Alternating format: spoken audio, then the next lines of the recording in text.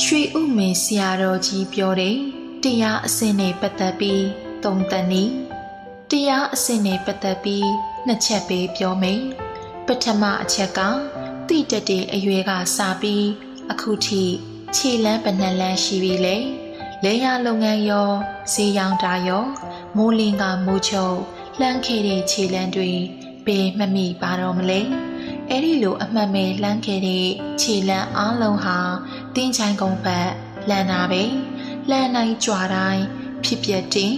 စင်ချင်းပြီးလှမ်းနေခြေလမ်းဟာနိဗ္ဗာန်ဘက်ကိုလှမ်းတာပဲတရားအစဉ်နဲ့ပတ်သက်ပြီးဘာဖြစ်ပြီးဘယ်ရောက်ပြီးဆိုတာသူပြောလူပြောပဲတရားကိုမမှန်ဆွေးဆွေးမြဲမြဲအားထုတ်ရင်မိမိဘာသာသိလာမယ်အဲ့ဒီခန္ဓာကပြောတာအမှန်ဆုံးပဲကျေးဇူးတော်ရှင်ရွှေဥမင်းဆရာတော်ဘုရားကြီးဟောကြားတော်မူခဲ့သောတရားတော်ကိုကျမတို့ဓမ္မတိန်တော်အဖွဲ့သားများမှဓမ္မဒါနအနေဖြင့်ပြန်လည်ပြီးတော့ညဝေလိုက်ပါရရှင်